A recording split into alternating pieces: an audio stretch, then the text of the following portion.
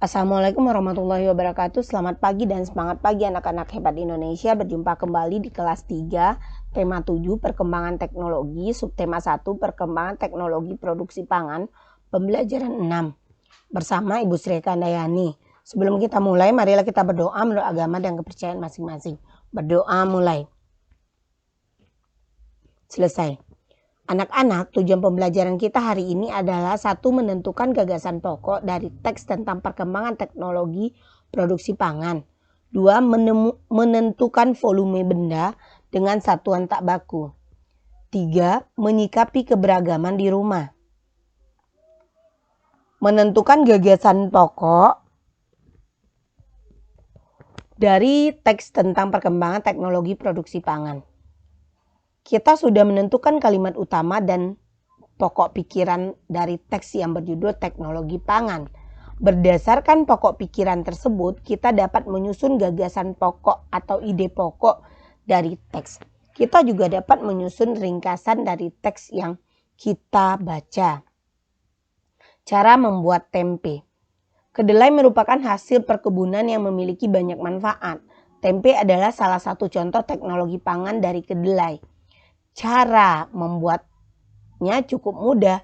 Kacang kedelai digunakan untuk membuat tempe. Selain itu ditambah dengan ragi tempe serta daun pisang. Ragi itu untuk fermentasinya nanti ya anak-anak. Pertama, kacang kedelai dicuci bersih, direndam selama 12-18 jam. Kacang kedelai dicuci hingga kulitnya terlepas. Kacang kedelai dikukus atau direbus hingga empuk.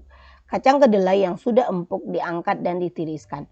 Ragi tempe ditabur jika suhunya telah berubah menjadi hangat. Kondisi kedelai dapat dikonsumsi dapat bentuk yang baru yaitu tempe melalui teknologi pangan. Teknologi pangan bermanfaat agar kedelai dapat dinikmati sebagai jenis makanan baru. Zat gizi pada tempe dapat memperbaiki sel-sel tubuh yang rusak. Anak-anak ibu, tempe itu adalah pengolahan dari teknologi pangan. Dari kacang kedelai bisa dengan berubah jadi tempe atau tahu dan juga kecap. Itu adalah salah satu teknologi pangan. Selanjutnya, menentukan volume benda dengan satuan tak baku. Benda yang memiliki ruang dapat diukur volumenya. Ingat kembali tentang volume. Volume adalah besar ruangan yang dapat ditempati suatu benda. Pada pembelajaran sebelumnya, kamu telah mengetahui berbagai jenis satuan tak baku yang dapat digunakan untuk mengukur volume benda. Perhatikan contoh mengukur benda dengan satuan tak baku berikut. Ini ada ember dan gayung. Kita tidak tahu berapa ukurannya. Ember 1, 2, 3, 4, 5, 6, 7. Ini ada 7 gayung. Ini ada 8 gayung. Ini 8 dengan yang di sini ya nak. Selanjutnya volume ember sama dengan 8 gayung. Kita lihat ini 1, ini airnya masukkan 2, 3, 4, 5, 6, 7, 8. Jadi volume ember sama dengan 8 gayung. Atau volume gayung adalah 1/8 dari ember. Karena 8 kali gayung dimasukkan ke dalam ember, baru itu volume ember. Kalau volume gayung itu 1/8 dari yang masuk ke dalam ember. Selanjutnya, menyikapi keberagaman di rumah. Anak-anak ibu, setiap anggota keluarga dapat memiliki kebiasaan, baik itu sifat dan ciri-ciri keberagaman.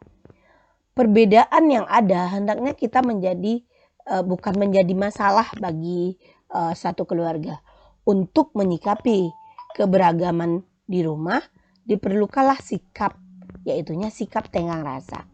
Tenggang rasa adalah menghargai dan menghormati perasaan orang lain.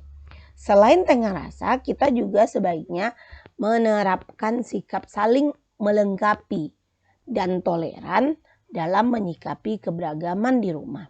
Anak-anak ibu, kita harus tenggang rasa di rumah, harus toleransi agar kita hidup rukun dan nyaman di rumah. Sebagai contoh, kakak yang mahir dalam pembelajaran matematika dapat mengajari adik berhitung. Contoh lain, ibu membuat masakan dengan sambal terpisah karena tidak semua anggota keluarga menyukai rasa pedas. Dengan sikap tenggang rasa, kehidupan di rumah menjadi rukun dan harmonis. Kita juga tidak dapat mengatasi segala permasalahan dengan baik. Tapi kita juga harus dapat mengatasi segala permasalahan dengan baik. Anggota keluarga pun dapat terhindar dari perselisihan. Anak-anak ibu, apapun masalah yang ada di dalam keluarga, kita dapat mengatasi permasalahan itu dengan baik. Bagaimana? Mungkin kita musyawarahkan, mungkin kita diskusikan agar di dalam keluarga ini terhindar dari perselisihan, terhindar dari pertengkaran, agar keluarga itu nyaman. Oke, selanjutnya sekian pembelajaran dari ibu. Anak-anak ibu jangan lupa kerjakan soal-soal yang ibu berikan. Sekali lagi tolong baca buku tema. Sekian, assalamualaikum warahmatullahi wabarakatuh. Subscribe, like, share.